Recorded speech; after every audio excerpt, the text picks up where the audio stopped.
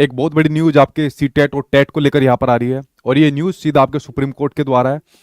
और आप सभी को पता होगा कि सुप्रीम कोर्ट द्वारा जो आपका सीटेट और टेट का विवाद चल रहा था, उस टेट में आता था आपका झारखंड टेट। इस विवाद का आज जज साहब द्वारा एक आपके सामने एक डिसीजन आया। इसकी अभी तक जो आपकी कह सकते हो आप लोगों की एक प्रतिलिपि होती है या पूरा जजमेंट की जो कॉपी होती है जो वेबसाइट को अपलोड होगी, वो वेबसाइट के ऊपर कल अपलोड होगी। तो मेरी आप लोगों से रिक्वेस्ट है, जितने भी आप लोग यहाँ पर वीडियो देख रहे हैं, ठीक है, पूरा देश भर के ऊपर यहाँ पर इसका प्रभाव पड़ने वाला है या क्या पता कुछ भी नहीं पड़ने वाला है। तो मेरी आप लोगों से रिक्वेस्ट है, अननेसेसरी की न्यूज बिल्कुल मत देखना। इतनी दुनिया भर की न्यूज आप लोग न्यूज चैनल या यूट्यूब के ऊपर देखोगे, आप लोगों का दिमाग खराब हो जाएगा। पता नहीं कौन कौन क्या क्या चीज आपको यहाँ पर बताएंगे। तो आज की इस वीडियो के अंदर मैं आपको शुरुआत से लेकर एंड तक की सारी चीजें बता देता हूं, और जो चीज आपके सामने क्लियर होगी आने वाले समय के अंदर वो भी आपके सामने बता देता हूं। ध्यान से सुनना, और रिक्वेस्ट दोबारा कर रहा हूं, जितनी न्यूज देखोगे उतना दिमाग खराब हो जाएगा। पूरी ऑथेंटिसिटी के साथ मैं आपके सामने आज ये सभी चीज यहाँ पर क्लियर कर देता हूँ। देखिए, आप सभी को पता होगा कि आपके सामने एक मैटर चल रहा था, सीटेट और जे टेट का ही मैटर चल रहा था। किसका मैटर चल रहा था? ये चल रहा था आपके सामने सीटेट और जे टेट का मैटर चल रहा था। और ये सीटेट और जे टेट का मैटर दूसरे स्टेट के टेट से अभी नहीं चल रहा, इससे पहले भी कई स्टेट के अंदर ये आपस में क्लैश होता था। असल में क्या हुआ, झारखंड के अंदर आपकी एक भर्ती निकली, सहायक आचार्य की यहाँ पर भर्ती निकली। उस भर्ती के अंदर आपका जेटेट चाहिए होता है। अब जेटेट 2016 से अभी तक नहीं निकला, 8 साल हो गए, अभी तक जेटेट नहीं निकला है। तो वहां पर आपके सीटेट वाले शामिल हो गए, और वे आपके झारखंड के बच्चे जो झारखंड के मूल निवासी है लेकिन उनके पास टेट था, वो उसके अंदर शामिल हो गए। ये हाईकोर्ट का यहाँ पर डिसीजन आया था। अब इस हाईकोर्ट के डिसीजन के खिलाफ आपके कुछ बच्चे जो जेटेट वाले स्टूडेंट थे यहाँ पर, वो सुप्रीम कोर्ट के अंदर गए, और सुप्रीम कोर्ट द्वारा जो डिसीजन, लेकिन जो जज साहब ने यहाँ पर वर्बली अपनी मौखिक रूप से यहाँ पर बात करी, उन्होंने कहा कि जो आपके सहायक जो शिक्षक भर्ती निकली थी, ठीक है, अब उन बच्चों के सामने भी समस्या आ गई जो सीटेट या टेट के आधार पर इसके अंदर सिलेक्शन लेंगे। उन्होंने कहा कि भाई हम सीटेट को यहाँ पर एलिजिबल नहीं मानते, जेटेट को यहाँ पर एलिजिबल मानते हैं। अब यहाँ पर आप लोग सोच रहे होंगे सीटेट इनवैलिड हो गया, सीटेट तो एलिजिबल ही नहीं है, बेकार सीटेट हो गया। ऐसी चीज नहीं है, ठीक है। देखिए, सबसे पहले मैं आपके सामने बात करूं, जज साहब ने इसकी एक वीडियो भी है, मैं अपने टेलीग्राम चैनल सचिन एकेडमी पर डलवा दूंगा।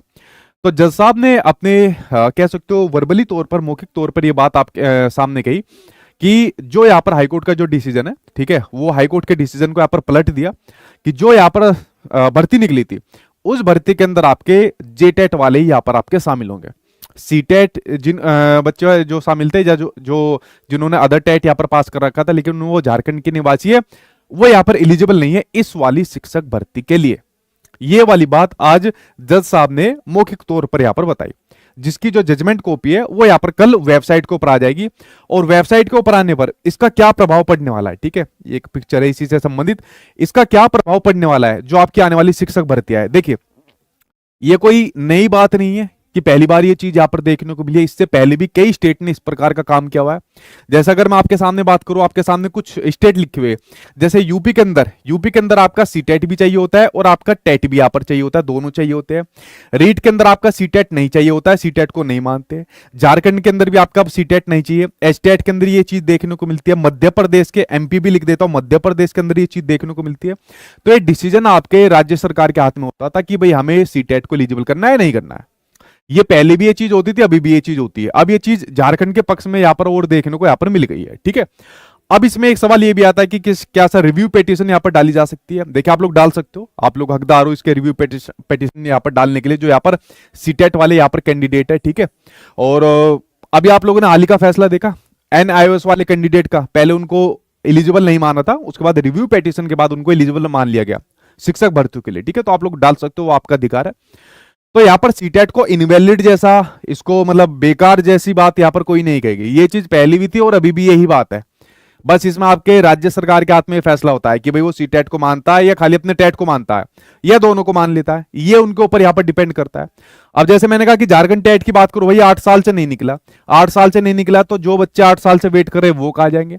अगर मैं आपके सामने बात करूं यूपी टेट की बात करूं, कई साल से यहाँ पर भी नहीं निकला, ये बच्चे यहाँ पर क्या कहा जाएंगे।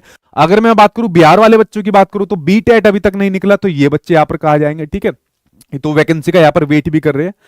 तो सवाल ये आता है कि जब आप लोग टेट नहीं निकालोगे, राज्य सरकार की पात्रता परीक्षा नहीं निकालोगे, तो सीटेट वाला बच्चा तो अपने आप ही यहाँ पर भरेगा ना। और ये कई सारे ऐसे विवाद होते हैं जो आपके कोर्ट के अंदर चले जाते हैं और वहां पर सीटेट टेट और इस प्रकार के बच्चे आपस में भिड़ते रहते हैं। ठीक है, पता नहीं कैसी कैसी योजनाएं बनाते हैं, कैसे कैसे उनके ऊपर डिसीजन आ जाते हैं। भाई समझ से पार है, हर कुछ महीने में कुछ ना कुछ ऐसा डिसीजन आता रहता है और अब से नहीं आ रहा, बहुत सालों सालों से डिसीजन मिल रहा है इस प्रकार के।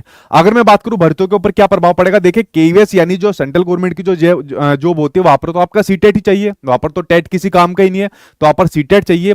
बिहार के अंदर अगर मैं बीपीएससी की वैकेंसी की बात करूं तो बीपीएससी के अंदर देखिए भाई आपका बीटेट अभी तक नहीं है, स्टेट के ऊपर भी अभी कोई ऐसी खास चर्चा नहीं हो रही है और बिहार सरकार सीटेट वालों को एलिजिबल यहां पर करती है। ठीक है, तो ये राज्य सरकार के भी हाथ में है, लेकिन जब तक इसके पूरे जजमेंट की कॉपी नहीं आ जाती तो उसमें क्या क्या एग्जैक्ट पॉइंट यहां पर लिखे हुए हैं, क्योंकि अभी तक मैंने सिर्फ वो बात आपको बताई है जो जज साहब ने मौखिक तौर पर यहां पर कही है, बट इसको क्रम वाइज क्या क्या पॉइंट इसके अंदर किए गए उन सभी बिंदुओं को पढ़ने के बाद, उनका निष्कर्ष निकालने के बाद वो फिर मैं आपके सामने एक वीडियो बनाऊंगा कि कुछ प्रभाव पड़ा भी या नहीं पड़ा। क्योंकि ये चीज तो पहले भी थी भाई, पहले भी सीटेट को किसी स्टेट के अंदर मान लिया जाता था, किसी को नहीं माना जाता था, या किसी टेट और सीटेट को दोनों को मान लिया जाता था, तो ये चीज तो पहले भी देखने को मिलती थी। ठीक है, उसी तरह डीएसएस भी आपका सीटेट चल जाएगा, सुपर टेट के अंदर मैंने बताया सीटेट और टेट दोनों चलता है। तो अभी तक तो जितनी भ्रामक खबरें आप लोगों ने देखी कि भाई सीटेट बाहर हो गया, सीटेट इनवैलिड हो गया, ठीक है, ये तो बेकार अब हो गया, ऐसा कुछ भी नहीं है। एक बार फाइनल जजमेंट की कॉपी है जो कल आपको आ जाएगी, कल नहीं आई तो परसों जरूर आपकी वेबसाइट के ऊपर अपलोड हो जाएगी, सारे बिंदु मैं उसके ऊपर एक एक करके पढ़ लूं और उस जजमेंट की कॉपी के अंदर फिर पता लगेगा कि हाँ भाई कुछ प्रभाव पड़ा है या सेम एज इट इज जो चीजें पहले से चलती आ रही है वही चीजें यहां पर देखने को मिल रही है।